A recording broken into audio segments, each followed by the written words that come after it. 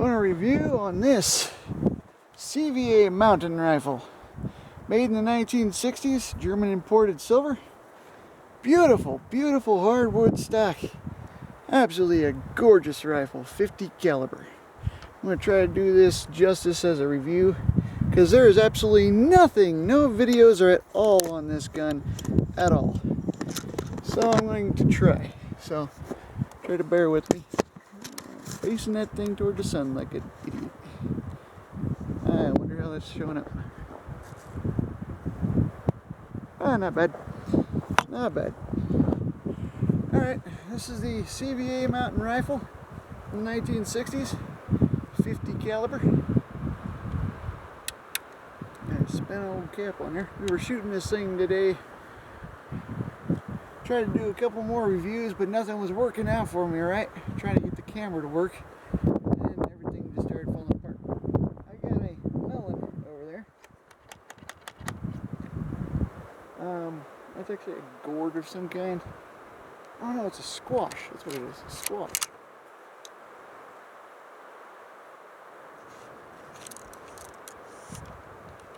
I'm shooting a 457 round ball with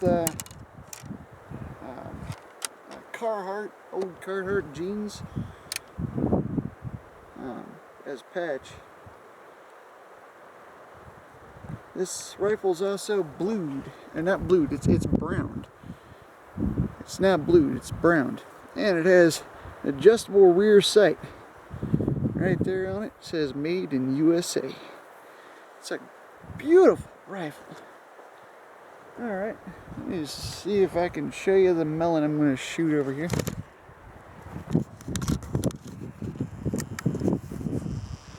Wow, the zoom is slow. I do like a half zoom so when I shoot it you can see it's good there.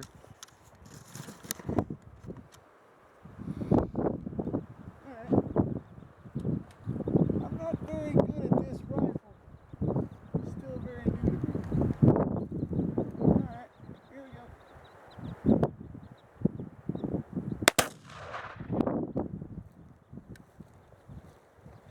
Had a little bit of a hang fire there.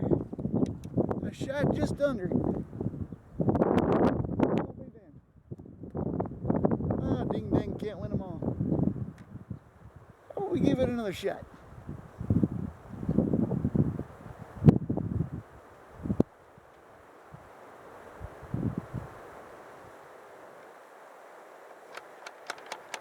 $50 grains.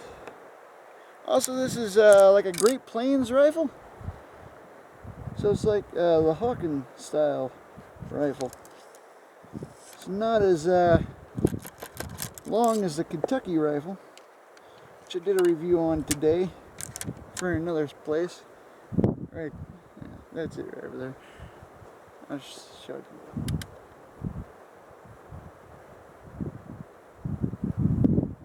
Let's give her another shot. Oh, it's also got a double set trigger. I never use them. I can't stand them. I absolutely can't stand them. Alright, let's give her another shot over there.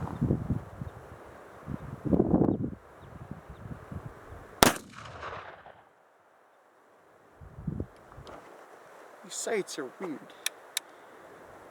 You shouldn't have an adjustable sight on the... I don't know how this thing goes. How about we just finish it off with a Kentucky rifle? I can't miss it with this.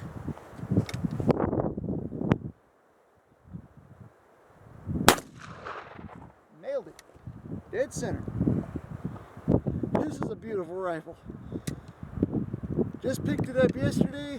UPS finally showed up and said, here you go, here's your Kentucky rifle. And I had 7 of these at one time.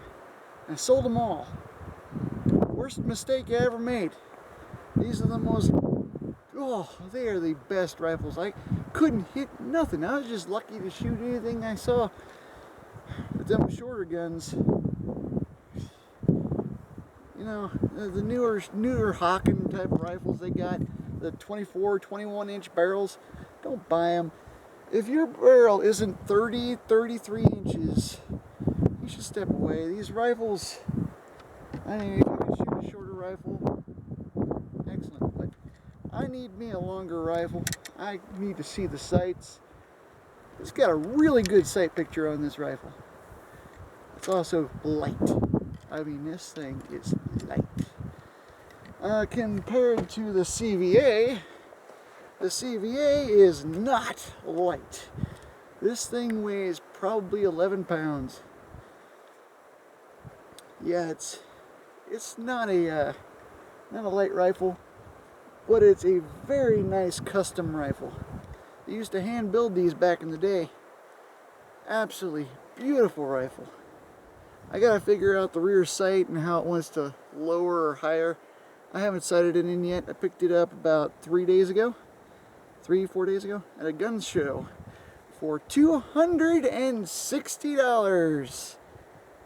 Yeah, I bought that for $260. And then I bought that for $260. The Hawken rifle back in the old days was the most expensive rifle, right? Well, I bought the Kentucky rifle for $430. I bought the Kentucky rifle for $430. My gosh. And I'll show you the size difference between the two. Turn it sideways so I can get in the whole frame there. Alright, so you can see there's about an inch and a half difference. They're a little bit cocky down there, so that's a beautiful rifle. But so is the CVA. Absolutely beautiful. I saw that at the gun show and I just had to pick it up. Well, I hope you enjoyed this review of the CVA Hawken, and I'll see you later.